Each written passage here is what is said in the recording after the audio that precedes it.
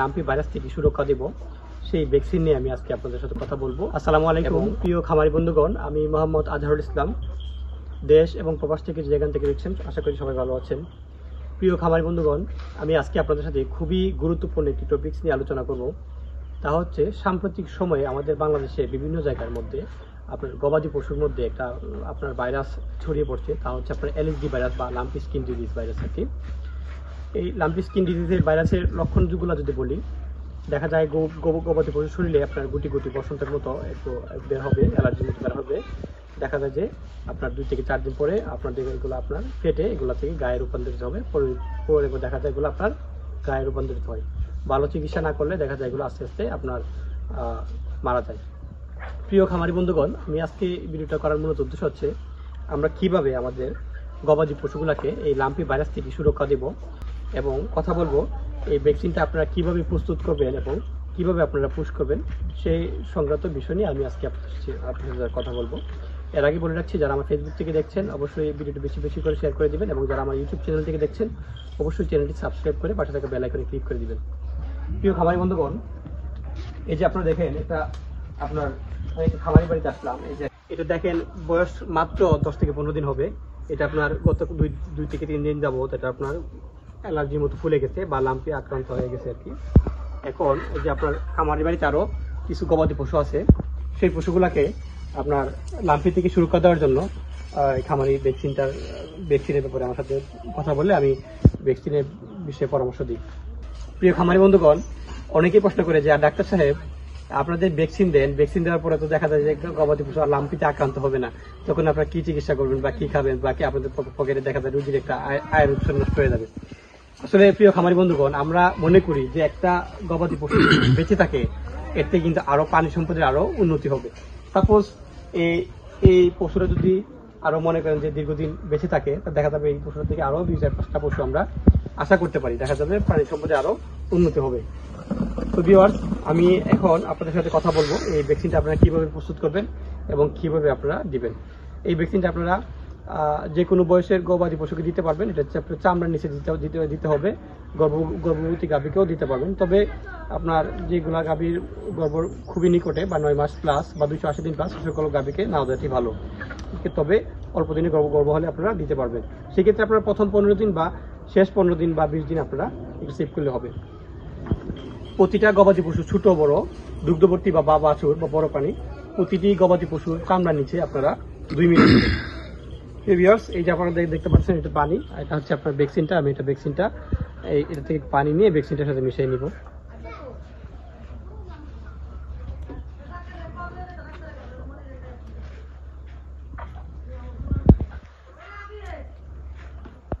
এই ট্যাবলেটটা কিন্তু পানিটা দেওয়ার সাথে সাথে কিন্তু মিশে গেছে। ভ্যাকসিনটা গুণগত মান ভালো আছে। এখন আমি ট্যাবলেট মিশ্রিত পানিটা আপনার সবটা নিয়ে নিব।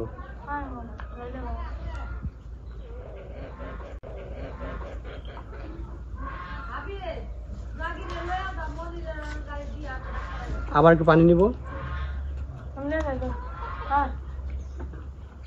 আবার একটু সাথে দিব।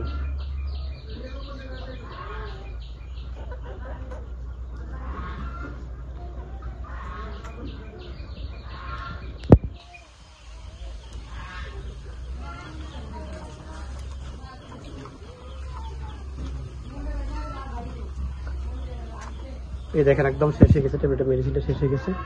আর আপনার ভ্যাকসিনটা দেখে রাখেন, এটা হচ্ছে আপনার বাইরে ইনপুট করা, আমাদের এসিআই কোম্পানি একটা ভ্যাকসিন আপনার ইনপুট করে নিয়ে আসে।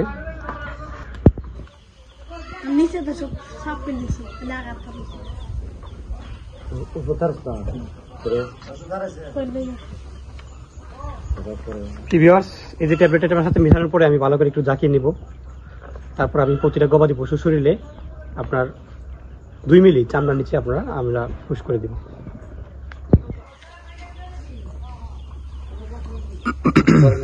শুরু করে দিই। এটা তো বড় দল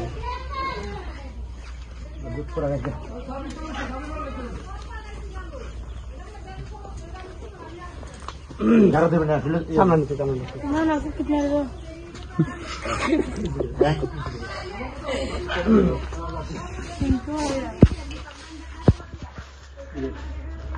দিছি দিয়ে আমরা এইভাবে চামড়া ধরবো, তারপরে এরকম বর্তমান গো মধ্যে দেবেন, আমি করি এটা করি আবার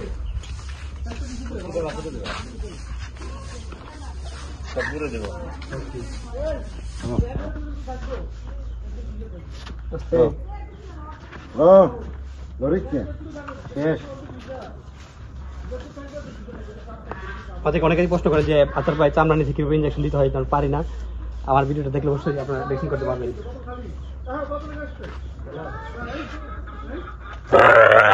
শেষ নে এটা হয়ে গেছে, এটা দিতাম দিন সমস্যা নেই, এটা হয়ে কোন দিলে কোনো সমস্যা নেই। দিন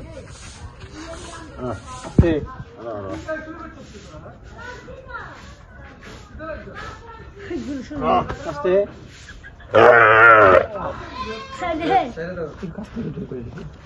এটা গাপ কয় মাসের? 8 মাসের দিন সমস্যা নেই। শিওর 8 মাস।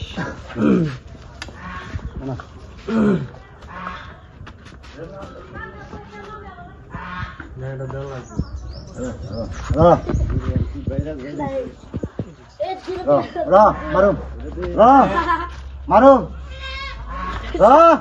লরিচা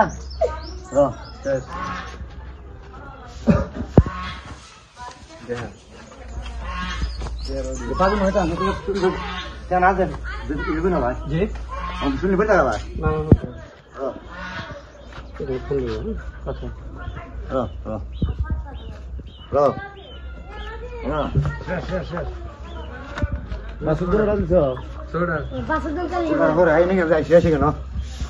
বুঝিস তো তাতে চালাইছি না এটা আমার না পরে গেছে ছড়া পরে গেছে না আর ওই এই বছর চলে 11টা বুঝছেন না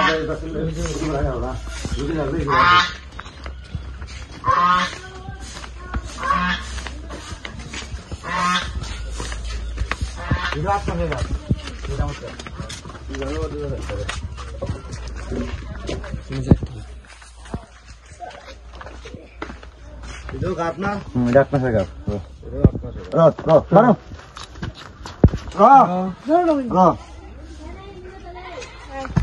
maro na